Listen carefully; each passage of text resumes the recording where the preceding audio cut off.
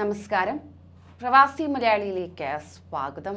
നാട്ടിലെത്തുന്ന പല പ്രവാസികൾക്കും ഏൽക്കേണ്ടി വരുന്നത് ക്രൂരമായ മർദ്ദനം. അത്തരത്തിൽ നിരവധി വാർത്തകളാണ് കഴിഞ്ഞ കുറച്ച് നാളുകളായി പുറത്തു വന്നുകൊണ്ടിരിക്കുന്നത്. ഇതിന് പിന്നിൽ കള്ളക്കടത്ത് സംഘങ്ങളാണെന്ന വാർത്തകൾ വരുന്നുണ്ട് എങ്കിലും എന്താണ് ഇതിന് പിന്നിൽ എന്ന് ഉറ്റുനോക്കുകയാണ് പ്രവാസി ലോകം. ഇപ്പോഴിതാ അത്തരത്തിൽ ഒരു വാർത്ത, ഏറെ വേദനാജനകമായ ഒരു വാർത്ത കഴിഞ്ഞ ദിവസം പുറത്തു വരികയുണ്ടായി. കാസർകോട്ടെ പ്രവാസിയായ അബൂബക്കർ സിദ്ദിഖിന്റെ മരണത്തെക്കുറിച്ചുള്ള വാർത്തകളാണ് പുറത്തു വന്നത്. കൊലപാതകത്തിൽ ഞെട്ടിക്കുന്ന വെളിപ്പെടുത്തലുമായി ഇപ്പോഴിതാ ബന്ധു അൻസാരി രംഗത്തെത്തിയിട്ടുണ്ട്.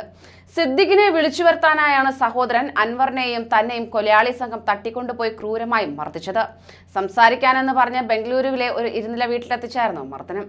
രണ്ടുപേരെയും കയറിൽ തലക്കീഴായി കെട്ടിത്തൂക്കിയ അൻസാരി വ്യക്തമാക്കി. കാൽപാദത്തിനടിയിൽ തുടർച്ചയായി അടിച്ചു. മുളവടിയും ചുറ്റികപ്പടിയും കൊണ്ടായിരുന്നു മർദ്ദനം ഏറെയുമെന്നാണ് ബന്ധു വ്യക്തമാക്കിയിരിക്കുന്നത്. പലതവണ കഴുത്ത് ഞെരിച്ചെന്നും അൻസാരി കൂട്ടിച്ചേർത്തു. തലച്ചോറിനേറ്റ ക്ഷതമാണ് സിദ്ദിഖിന്റെ മരണകാരണമെന്ന് പ്രാഥമിക പോസ്റ്റ്മോർട്ടം റിപ്പോർട്ടിൽ വ്യക്തമാക്കുന്നു. ശരീരമാസകലം മർദ്ദനമേറ്റതായും തെളിഞ്ഞു. അരയ്ക്ക് താഴെയും കാൽവെള്ളയിലുമാണ് മർദ്ദനമേറ്റ പാടുകൾ കൂടുതലുമുള്ളത്.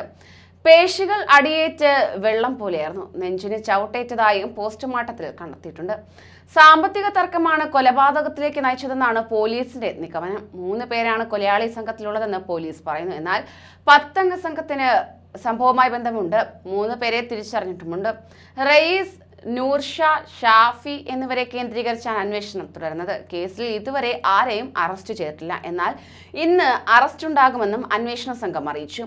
കേസിലെ നിർണായക CCTV ദൃശ്യങ്ങൾ കഴിഞ്ഞ ദിവസം പുറത്തു വന്നിരുന്നു. ഇയാളെ തട്ടിക്കൊണ്ടുപോയി മർദ്ദിച്ച ശേഷം ആശുപത്രിയിൽ എത്തിക്കുന്നതിന്റെ ദൃശ്യങ്ങളാണ് പുറത്തു വന്നത്. 2 പേരാണ് അബൂബക്കർ സിദ്ദിഖിനെ ബന്ദിയോടിലെ സ്വകാര്യ ആശുപത്രിയിൽ എത്തിച്ചത്. ഇവർക്ക് അകമ്പടിയായി മറ്റൊരു സംഘവും കാറിലെത്തി. നേരത്തെ സിദ്ദിഖിന്റെ സുഹൃത്ത് മൃതദേഹം ആശുപത്രിയിൽ ഉപേക്ഷിച്ച സംഘം ഉപയോഗിച്ച വാഹനത്തിന്റെ ഉടമയും പിടിയിലായിരുന്നു. ഇതിന് പിന്നാലെയാണ് ഏറെ ഞെട്ടിക്കുന്ന വെളിപ്പെടുത്തലുമായി ബന്ധു രംഗത്തെത്തിയിരിക്കുന്നത്. കൂടുതൽ പ്രവാസി വാർത്തകൾക്കായി ഈ ചാനൽ സബ്സ്ക്രൈബ് ചെയ്യൂ.